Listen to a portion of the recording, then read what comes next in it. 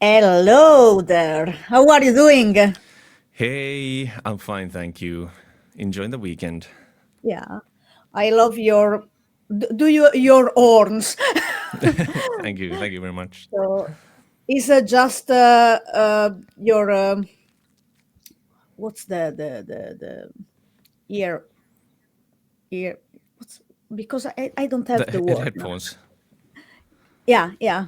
Yeah, Are they those all connect? Oh, yeah. yeah, they're separate and it's all DIY. These are 3D printed and my lovely partner painted them and then I attached them to the headphones itself. Lovely, lovely. So let's talk about your solo project, Leechcraft. You just released an album. It's the second full length, but the first time that it's only you, basically. What can you tell about the song and the lyrics on this new self-titled Um, album? yeah, so the carrying theme is human relationships and the hardship in those relationships and human connection from that perspective, as well as human disconnection with some themes in specific songs. And yeah, realizing one's past mistakes and atoning for them, and yeah, that's kind of the guideline through the record. And then specific songs lean to certain directions, but it's all about like human relationships and connections. Yeah. So, talking about the human connection and human disconnection, in particular, human disconnection, how would you describe human disconnection and what makes humans being disconnect? Well, I think the best example in this record for the disconnection part is Concrete Skeletons, which is a very political track. And it has to do with these specific tyrants, word leaders that we refer to, or I refer to in the lyrics, and how they kind of become disconnected from the what comes from their actions and their orders and what they do around the world and such. And yeah, I think that's the best example of that. And as well as there's the track "Remember Me," which is about me meeting my childhood friend after years and years of not even seeing them, and then we were total strangers at that point, and it tells about that interaction and how we've become so disconnected from each other. And yeah. Yeah. And talking about human connection, so what makes human being connect to each other? What are the keys? Ooh, that's a tough one. I think the key to it, the key to connect with somebody is the will from both sides, even though it's not always easy because, well, we run into problems and disagreements and such. But if there's the will, then we can work around and make it work and connect. I think that's kind of the key, so to speak, in my opinion. Yeah, yeah. Let's talk about the concrete skeletons that you mentioned before. So the lyrics are written by Sarla Marras. So I was writing the lyrics with her. Yeah, it was great to have somebody else to give their insight and their vision into the track. And Salamaras is my lovely partner who helped me with these lyrics, as well as all the visuals. Like the So album art is, yeah, she does a lot of important stuff for Leechcraft. yeah, for sure, for sure. She's been a huge help. So yeah, it was really easy to just sit in this room and brainstorm ideas. And okay, that's a good line. Let's use that. And it's kind of 50-50. So there's half of mine and half of theirs. And yeah, yeah. I think lyrically, it's one of the more stronger ones. Yeah, yeah. And then there is another song, Dinner Scene, in which the lyrics and vocals are by our friend Kiki, well known from Bleeding Metal because she was also my guest in Metal Pizza. So if you haven't checked it out, go and check it out. But how was working with her on this song? It came very naturally because we have worked with each other previously with other musical projects.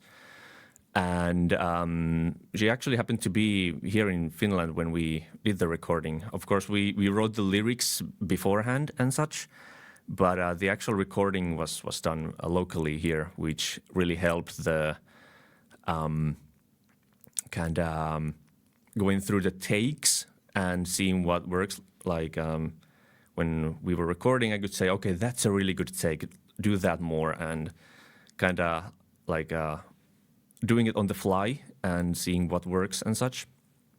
And well, yeah, like I mentioned, we worked with each other before in other projects, so it was pretty natural and easy, even. And with the lyricals, like the lyrical perspective of it, I think we made something really great. Like lyrically, the track is my favorite for sure, and we really like built it on top of what the other person had already done, and it was more like we always said like yes and we always like the ideas and such, so it just kept on building on top of the previous one. And yeah, I'm really happy how it turned out. Yeah, yeah. Did you get any feedback so far about your album and how the people receive it? Yeah, I've gotten a couple of like, so to speak, official reviews. One was from powermetal.de, a German magazine, and they gave it a 5.5, which is which is not too good. But I really appreciate their points and such. But in my more closer friend group, it was really well received, and people really liked it. And yeah, it's I'm quite surprised how many different favorites were on the record. Like I would have thought that, let's say, Atonement, for example, would have been a more fan favorite, so to speak. But then people tend to like the whole catalog, like some like this one and some like this one. So there's not a definite like Favorite? Yeah. top single in there, for example. So I was surprised by that. So but it's a pleasant surprise because I, of course, that tells that it's like the so-called quality between the songs is pretty stable. So there's not a number one definite fan favorite, and then there's something that nobody listens to at all. So Yeah, yeah, it's actually a good thing. Yeah. yeah. And I listened to the album and I like it. I cannot point out a favorite because I haven't had the time to listen because I need to always listen few times to get to okay, this one is the one that hit me most. But lately I have been busy and there have been so many releases. I have a list of albums that I need to listen, and I feel ashamed that I haven't yet. But yeah, Step by step, we are getting there. But I can tell you that yesterday, my workmate and his student, they stopped me and they told me, "Yeah, we just listen today to Leechcraft because we saw that you are having him to Metal Pizza, and it's great." So yeah, Yeah. you did great, my because I know that my workmate listened to a bit all of metal and rock, and it was like, oh, it's really working, mixing different stuff, and it was it's a kova, Mhm. young kova. I'll take that. Thank you. So yeah, I give you those feedback for you now. Mhm. Yeah, thank you. Thank you. Yeah. So yeah, but yeah, so let's wait if more feedback are coming. Of course, people need to find you, and I think that now with more promotion, you will get a bit more people listening to your stuff. Yeah. Um, was it difficult to work on this album? Um, Not specifically, because it's a solo project, so whether it's a good or a bad thing, I can decide for myself what's in a track and what's the direction I'm going to take. The good thing is that it makes things way quicker. So I can just, whenever I have the time, I can load up the project and work on it a little bit. But on the other hand, it may lead into this kind of spiraling into some weird ideas that don't necessarily work, and because of the lack of outer feedback when actually making the songs. So working solo made it pretty easy, and yeah, the only pretty much the only thing that was in the way was just my work, because I can be away on work trips for a couple of weeks at a time or stuff like that. So that was the only kind of thing holding me back there more. But other than that, it was pretty easy to make because it was made in this room as well. So I don't have to go to a studio, for example, and such. So I have everything I need here, and whenever I had the time, even an hour, even just an hour, I can just hop in here and work on it. Yeah, yeah. Can I ask what job do you do that you are traveling around? What kind of job I is? Yeah, I work for the Defense Forces of Finland. Okay, Yeah. okay, nice. Yeah, quite different from I think in music and what you do as job. But I think that most of musician when they have a they job, and it's quite different from the music, or most of. There are a few that have some music related maybe job, but yeah. Yeah, it pays the bills. Yeah, yeah. Well, money doesn't grow on a tree, so Yeah, yeah, that will be for easy. sure. Yeah, yeah. Especially in today's economy, it's Mm, crazy sometimes. yeah, that's true. That's true. Do you have any other project, a musical project beside Leechcraft? Well, I do my solo electronic music under the name of Savvier Nelson. I've done, well, I started doing electronic music in 2013, so more than 10 years ago, actually. But it took me all the way to 2022 to make an actual, like, full album with that name. So yeah, I do a bunch of electronic music. Of course, that's been on hold because of this metal album, but I will return to that. So it's not dead and Yeah, buried yeah, just yet. yeah, yeah. Uh, so about the album, I want to ask, since you did all yourself, do you play all the instrument, or did you use some technology to have certain sounds? Most of them are played with these guitars right here, and basses. I did use programmed drums or so-called MIDI drums, so I did tell the robot what to play and then recorded it on the track. But I am also a drummer, so I like to say that I know what I'm doing with those programmed drums, so it's not something like very crazy and unplayable, and you would need 4 arms to do that. But Yeah, that was the point, because yeah, sometimes I know that bands, okay, there is maybe the singer or the guitar player that are writing the song, and then they give, okay, the drummer, this is the part that I would like you to play. And then, yeah, wait, no, this is not possible. It doesn't work like this. yeah.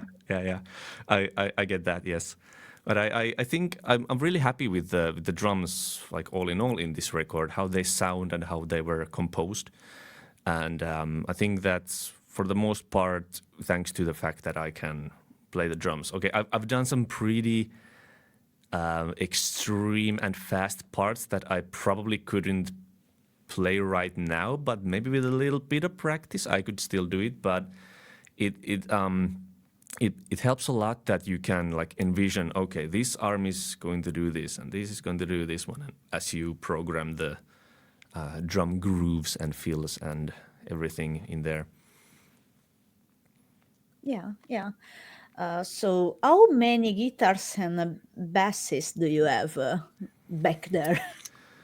Um, that is 1, 2, 3, 4, 5 guitars and 1 bass, and yeah, that's it. Well, one of them is kind of like a, is it a bass, is it a guitar? It's marketed as the Squire Bass 6, but I use it as a guitar. It's kind of like in the middle. It's a really long baritone guitar, basically.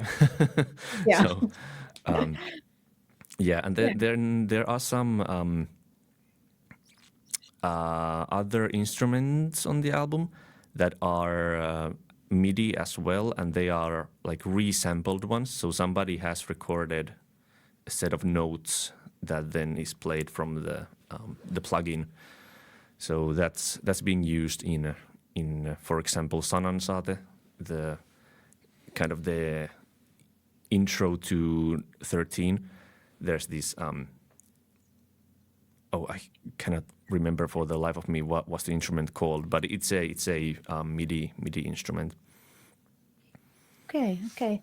There is any favorite guitar that you Oh, are using? well, that's for sure this one, a Ibanez 8-string. It was used for the most of the guitar parts on the album. It was used for that, and yeah, if any other guitar was used, it's basically an exception. So that's probably my favorite. Yeah. There is any dream guitar that you don't have but you would like one day to buy? Oh, I've been thinking about this custom one that I would have made at some point, and it would be a 7-string Telecaster. And well, yeah, I'm not sure from which company would I commission it from, because there's a lot of different ones that could do it. But for sure, a Telecaster. That's for some reason that's in my mind. Like I need a Telecaster. I've never had one, so that's, if I'm going to get a new guitar, it's definitely going to be one of those, and preferably a 7-string as well, because I don't have those. I have 6s, a couple of 6 strings, and then the 8, but I don't have a 7 yet. So I would need that Okay. to complete the connection. Yeah. What kind of pick do you use? I like pretty thick picks, talking about like 2 millimeters, and I wonder if I have any nearby. Well, I don't think I do, but I'm not stuck to a specific brand or a specific set or anything like that. But I do like a thicker pick, like 1.5 millimeter to 2 millimeter ish. Yeah, yeah. I was wondering. I'm not a guitar player, so when it comes to pick, I I have no idea.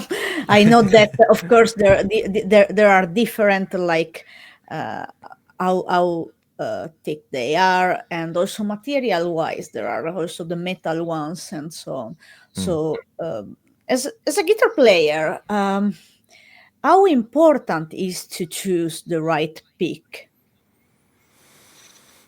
Um, well, it is important, of course, and it's more dependent on.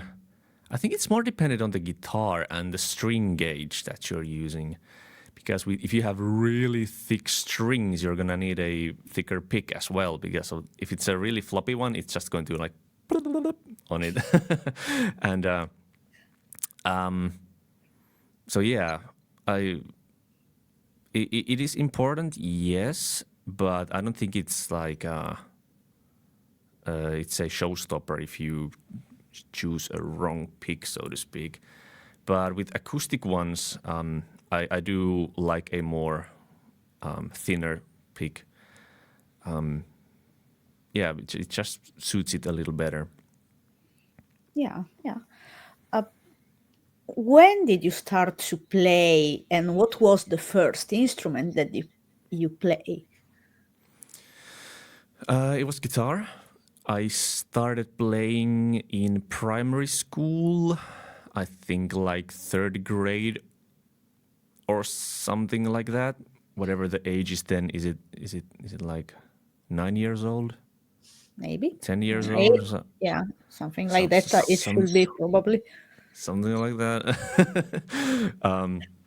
But yeah, ever since I've played, but I have to admit I haven't like practiced in years. I've just been like casually playing and jamming. So it's been years and years since I've actually like practiced guitar, especially like after 2021 when I started practicing vocals. I've very much gotten lost into that side of things and in that whole world of metal vocals and screaming and that kind of stuff. I'm very interested in that. I like to nerd out about it, out the technicalities and techniques and stuff like that. So especially after I dipped into that side of things, I've not practiced guitar much at all. I just, for example, when making this record, I just kind of pick up a guitar, start riffing. I have a lot of voice notes in my phone, because of course when walking down the street or in a store or something, you just kind of come up with, okay, that's a cool rhythm or that's a cool riff, and then you record it. It sounds really stupid, but then you pick up a guitar and it makes sense, and then you get those ideas from that. I do that a lot. Yeah, yeah. And talking about vocals, are you self-taught singer, or did you had any teacher? My biggest teacher is YouTube, and all the numerous great vocal coaches that are in there.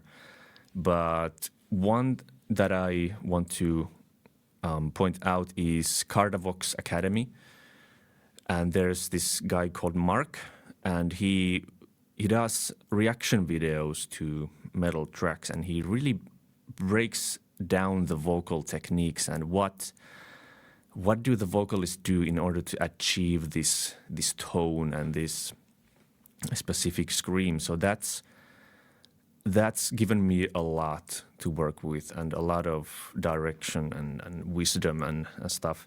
I have also gotten personal vocal coaching from said guy from Cardavox Academy, and I can highly recommend that if anyone's ever looking into getting into screaming and such. So no, I'm not self-taught.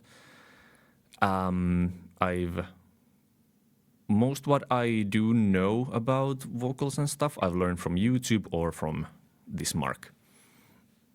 Yeah. How do you take care of your voice? Well, the most important thing is warming up. That's just the base of it all. So yeah, before I do anything extreme, I make sure I warm up a lot. It's boring. It's really boring, but you have to do it. Otherwise, you'll feel it in the evening or the next day even. So that's the I think the most important one. And the other thing is that I don't overdo it in like time wise. I when I do practice some harsh vocals, I do it for an hour, maximum of like 1.5 hours, and then I call it a day, and then I don't do it anymore that day. And I think that's just enough because nowadays, like when somebody performs a gig on a let's say a big festival, their set is maximum of let's say an hour and 50 minutes or something. So that's the maximum amount you ever have to be able to do, kinda. Of course, studio days are a little different. Yes, you might be in a studio for 6 hours, but you're not constantly using your voice during that time, so it's a little different. But my top two things are the warming up and not overdoing it. Yeah. So recognizing where when it's time to stop. Yeah, yeah, for sure. It's a bit like a training, not overtraining. Yeah, yeah, yeah, yeah. Yeah, Exactly because the the same. the muscle are the ones that make it possible. So Yeah, yeah, yeah, exactly. yeah, yeah. How did you get into metal music? Well, like I mentioned in primary school, I grabbed a guitar for the first time, and I had a bunch of friends that were really into metal, like your classical ones, like Metallica, for example. That was all the rage, and so we listened to a lot of that. And then I stumbled into other bands like Lamb of God and Killswitch Engage, and that's kind of what got the ball rolling. It's just friends with the same mindset and yeah, I mean, I did, and I still do listen to a lot of other genres as well, like classical rock or even like synthwave is one of my favorites as well. Oh, that's nice. And yeah, so it was just friends with the same kind of taste in music, and then we showed each other bands and albums and such, and that's what got the ball rolling. Yeah, yeah. Do you remember which one was the first album that you went to the store to buy or that you got as gift? Ooh, I think it was "Are You Dead Yet" by Children of Bottom. I think I still have it in my cabinet somewhere. Probably. I probably still have it. But that I remember that I got that and I had this tiny little CD player. And yeah, I listened to that a lot. And I had a couple of other Children of Bottom albums as well, but that one's just always kind of been my favorite. And yeah, that one for sure. I think that was the first one. Yeah, yeah. And do you remember the first gig that you attend? I'm not 100% about this, but I think it was Iron Maiden's in Helsinki. And I remember Avenged Sevenfold was warming up for them and or opening for them. And that got me into Avenged Sevenfold. And I didn't know about them at all. And I looked them up because we were, of course, going to the gig, and I've listened to them ever since. So I think it was Iron Maiden. I think. Yeah, yeah, the classic.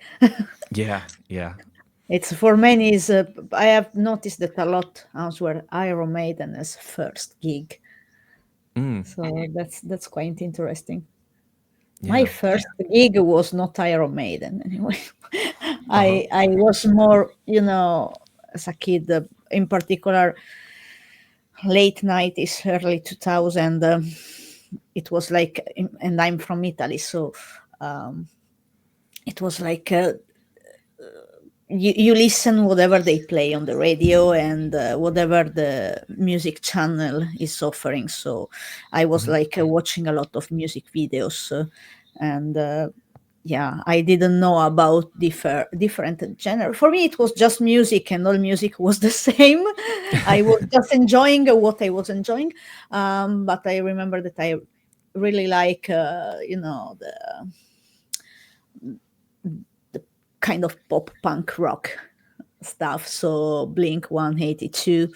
Mhm. That was my first gig, and opening for them it was Deftones.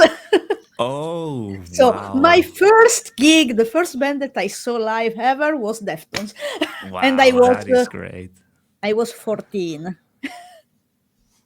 Cool. So that's the story. How it began. That's really cool. Yeah, but let's get back to you. What is the last song that you have listened to? Oh, I went to the gym like just before this, and I was listening to listening to novelists and their new album Coda from this year actually. Okay. And I think I was just playing the whole album, and I think the last one was Adam and Eve, I believe. Yes. So yeah, Adam and Eve by novelists. That's a big recommendation to anyone listening because it's a incredible album. It's one of my favorites from this year, for sure. Okay, I need to check it out. Yeah. Yeah.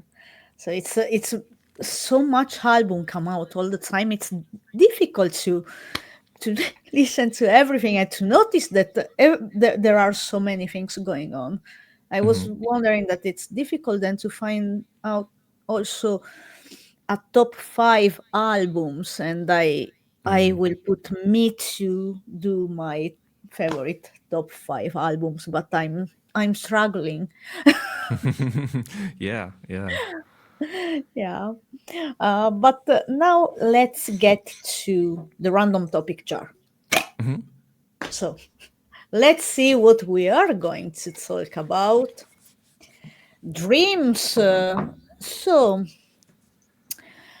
what was your dream growing up? What, like, you are a kid and you dream to become someone. So, what was your dream? That's a really tricky question. I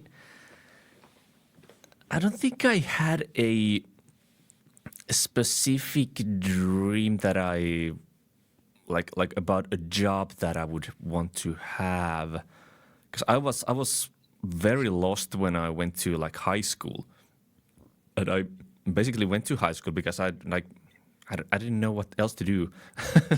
Like yeah, yeah, and well, of course, there was always the distant dream in the back of my head that maybe I could make a career out of music. And I did study audio engineering for, I think it was around like 9 to 10 months. And then I came to the conclusion that I am not a entrepreneur. I don't have what it takes to be a freelancer, and it's just a personal thing. I'm not that extroverted. I don't think that would work for me. So yeah, I left that and went to this current job that I'm working. So unfortunately, I cannot give you a very specific answer. Like what Yeah. was it? Because it's kind of been out there all the time. So Yeah, yeah, yeah. yeah. So, as a musician, what is your dream now? So, what's something that you would love to achieve? Well, somehow to make music my full time job. And that's a really broad thing to say because it could be that I'm well in a band or a producer, a audio engineer, mastering engineer. Like there's so many things that are kind of going under the umbrella of making music for a living, and I'd be fine with all of those. And but I would have to kind of, if I really wanted to chase after that, I would have to pick one, and it's really tough. But something that I've been wanting to kind of dive into is voice acting, and especially like if there would be a demand to make a monster or some kind of a villainous character, because I could use my metal vocals to make all those weird kind of noises, and I would like to try that someday. So I'll be wanting to kind of dip into that side of things as well. So, if anyone is watching this interview and hear this dream to be to be a voice actor, so call him Yeah. now. Let's get to the next. So let's see. I feel this one feels good. Okay, now we go to very very random thing, and it's celebrity crush. So have you ever had a celebrity crush? Uh, I think that everybody has had I mean, growing up. there's so many good ones to choose from, but I think I have to say Rhea Ripley. That's just a no-brainer. I mean, who doesn't love her? So yeah. Yeah, yeah. What would you do if you know, if you could meet one of those that have been a celebrity crush when you were growing up, and you have the chance to you see this person in front of you? What's your reaction? I don't know. I'd probably be speechless and just yeah.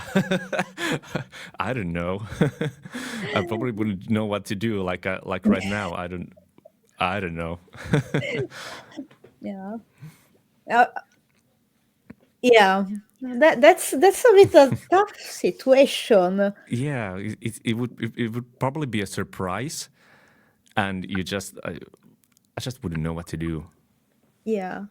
Probably I'm in that way that if a celebrity musician or whatever the person is doing that is considered a celebrity, if it's not in a work environment, I will never bother an artist or actor or whatever whatever, because in the free time they are not working, so I will never go there Yeah, and yeah. disturb them. I think that is not something nice to do if someone is in a, in a cafeteria ordering the coffee, and then storm of farms come there, and you just want to enjoy your coffee, and Yeah, then yeah, people yeah. come and take photos of you and try. Okay, I have never been that touchy person with people that I don't know. I don't like that. I think that the personal space is important. Yeah, yeah, for sure. But yeah, I think that, yeah, maybe just look to the person and just, yeah, maybe for a moment staring but not doing anything else, and then Yeah. telling to my friend, I saw that person. Yeah, yeah. I mean, yeah. That's kind of like it's enough, you know. Yeah, yeah, yeah. So with respect, but if it's in a work environment, so they are working and there is this chance that they may meet the fans, uh, then I probably again, if there are many people, you don't want to take all the time away from that, Yeah, from yeah, yeah. the others, you know. So probably I will ask to take a photo together, Hmm. probably, but I don't know. Nowadays I don't take any more photo with. I forget to take photos with artists when I have like the live interview. It's okay. Right. See you, and then again, I didn't take for the well. There is the video to say that yeah, I met that person, but Yeah, yeah, yeah. yeah, but yeah, I don't know. It's quite tricky then thinking. Hmm. Yeah, but now let's go to talk about the most important topic in the world: Hmm. pizza. Yes. Do you like pizza? Of course, Yeah. absolutely. So, what's your favorite pizza? Um, well, I'm vegan, so I don't have a lot of things to choose from, to be honest. like um, when me and my partner go out to eat and we are looking for a pizzeria or something, then we don't have like too many options to choose from as it is. But well, I'll just list a few of my favorite toppings is Satan, Hail Satan. It's amazing. And one other thing that I've recently learned to appreciate is eggplant. Like it's It's good. surprisingly good. Yeah, it's great. Yeah, And and grilled particularly. yeah, and well, yeah, that's already something. Yeah, Yeah. yeah, yeah. Where did you eat the worst pizza ever? Ooh, the worst one. Uh, I don't know. It's It was that bad that you forgot it. probably I was so Don't want traumatized to that my think. mind has blocked it away. And where did you eat the best one then? That was in Napoli, in Italy, actually. I went there last year, and it was amazing. And yeah, there Yeah. for Did, sure. did you add a marinara or whatever it's called, just the basic without the mozzarella? So, or did you add something different? No, it did have the eggplant on it, Okay. and I cannot remember what else. Something good, like probably like peppers and Yeah. stuff like that. Yeah, Yeah. So probably it was a verdure pizza. probably, I would say. probably. Yeah. Yeah. Without the cheese. Yeah. Yeah. Yeah. Nice. Nice. It's always good. Yeah. But now it's there is the question. The world is divided into those one that hate it and those one that loves it.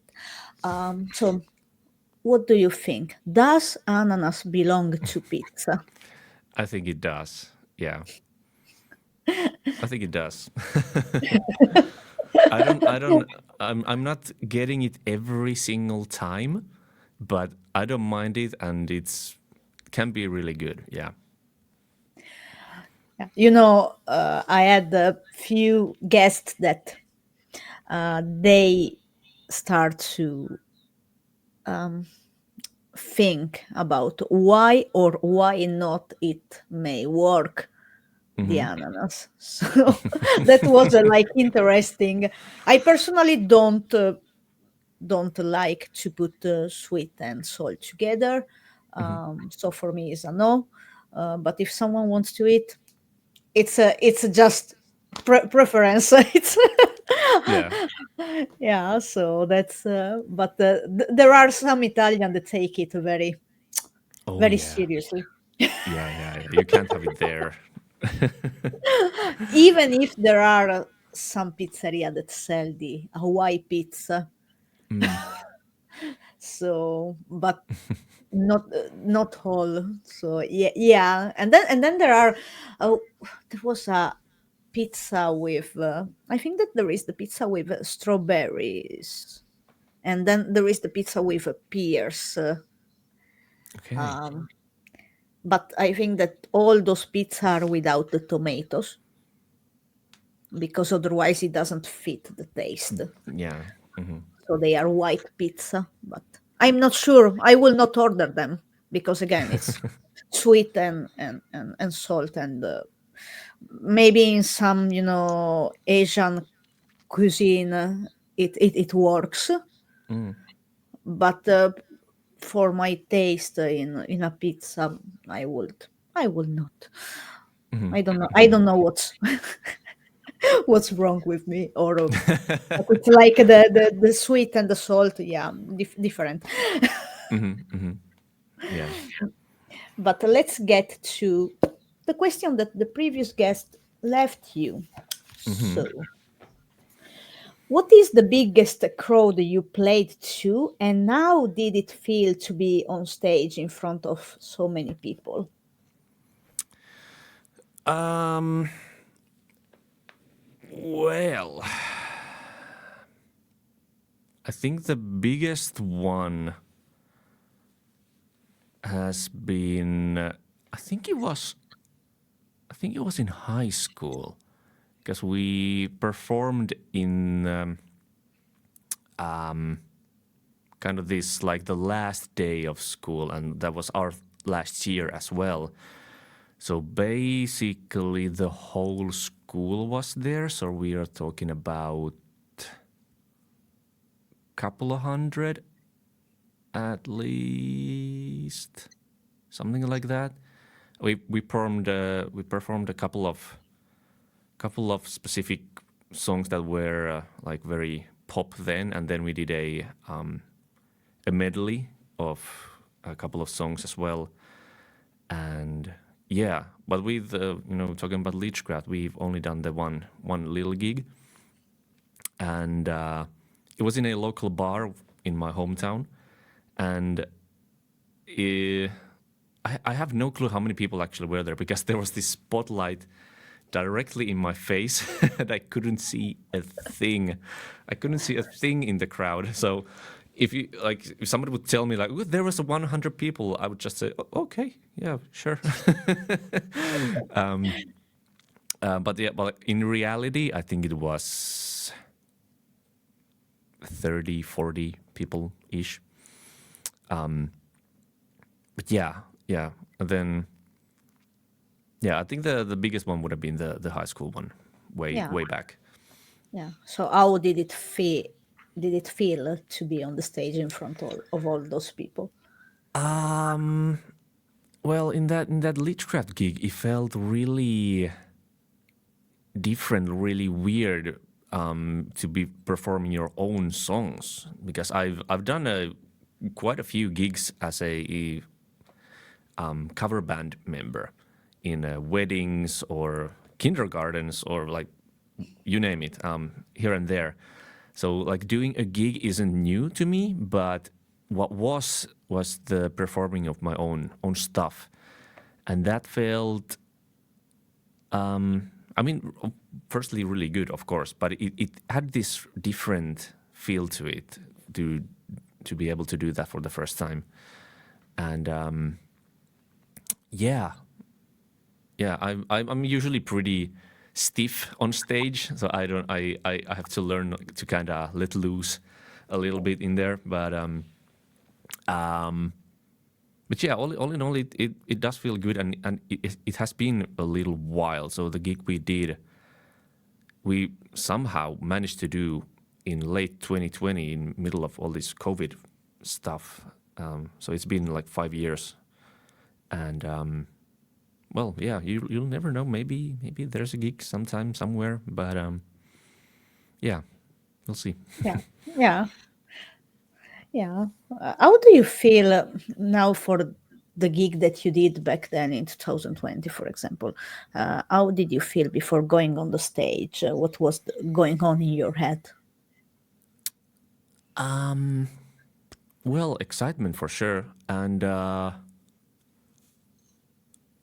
well, yeah, yeah, just excitement and happiness to be there and such that these people have come to see us. It was a there were three bands that were performing there, and we were the last one actually, which is the best spot, so to speak, to finish it up. And yeah, yeah, it was nice to be there. Of course, we had a little bit of problems with the monitoring because I didn't have any like in-ear monitors, so I was relying on the one on the stage, and yeah, it felt a little weird that the drum track came straight from the monitors because we didn't have a drummer then. It was me, the vocalist, and we lended a bassist from the neighbor band. So it was just the three of us without a drummer, and that felt a little weird because the drums were playing, of course, but they were coming from the backtrack, and I've very much gotten used to having the actual drummer and the live sound to be coming from behind me. Yeah. So that was something that I had to kind of get used to. We didn't have a long set, but yeah, that was something that went on in my head in that particular moment. Yeah, yeah. After the gig, how did you feel? How did you feel, and what was going on in your head? Mm, well, it felt amazing, of course, and we didn't plan the set list well enough because we kind of left the last more hype and more pop song to the last, and we probably shouldn't have because the crowd was most active during that last song, and we should have left something after that one as well. But yeah, so there was a little bit of well, not disappointment, but like feeling of, oh shucks, we don't have another one for you. We don't have an encore because we haven't practiced it. So it would have been great to do one in there, but we just couldn't. And but all in all, of course, it was great to have done that own gig at that point of time. And yeah, yeah. Yeah, yeah, that's nice to hear what's going on in the head of the musician, uh, before, during, after, because it's something that they usually maybe people don't think, Hmm. but we are all human, and Yeah. we all have so many things going on, and it's interesting to see if someone is calm or stressed, or what's really is the the situation at the moment. Yeah, yeah. Yeah. Uh, Now it's your time to leave a question for the next guest that I have no idea who is gonna be, if it's gonna be one person or more people, but yeah. Hmm. Well, you mentioned this before, but do they like beans? And especially, what is their favorite type of bean? So is it a kidney bean, a black bean, a white bean, or a green one, or? Yeah, that's a good one. So do you like bean? Absolutely, yeah. As a vegan, I eat a bunch of them as well as like chickpeas, and my favorite one is kidney beans for sure. My favorite is those ones that are called butter beans, that they are a bit bigger, Mm, white, and soft. yeah, yeah. Those are the ones that I'm going for. And Hmm. unfortunately, in Finland, you cannot always find them in every store. Yeah, yeah. So that bother me. And then, of course, as Italian, I like the borlotti beans, but in Finland, I cannot find them. So Right. yeah, I have to manage, also because in Italy, growing up, in particular during the winter, but also during the summer, beans is always been something that we eat a lot, at least in my hometown. So there are soup with beans and maize. Oh, I love the soup season. And it's Yeah. the season is now, so I Yeah. can enjoy my soup. And also beans, just you wash a bit the beans, and then you put on the plate, and you put Yeah. olive oil, um, then you put vinegar, salt, and pepper, and you eat them with maybe a bit of bread also. It's perfect. It's Yeah. Yeah. easy, and if you don't have time but you want something that is good and it's going to give you energy, then yeah, you have that. Yeah. Yeah. Yeah. Yeah, but now we are at the end of this episode of Metal Pizza. So first of all, thank you so much. It was such a pleasure to talk with you. So many interesting things. Yeah. Thanks uh, you so much. yeah, and I want people to go and listen to your last album and also to the previous work, of course. But now go and listen to Leechcraft album that was released last September, and please give also feedback. Follow him on all the social media so you are updated to everything new that is happening. But would you like to say something to people that are watching this episode? Um, well, yeah, please do have a listen. And there's a contact information in my link tree, which is, I think it's linked in my artist bios. Should be pretty much everywhere. So if there's any feedback and such, it is highly appreciated. And there's a contact link in there. And yeah, other than that, thanks for having me again. And yeah, thanks a lot. You're welcome.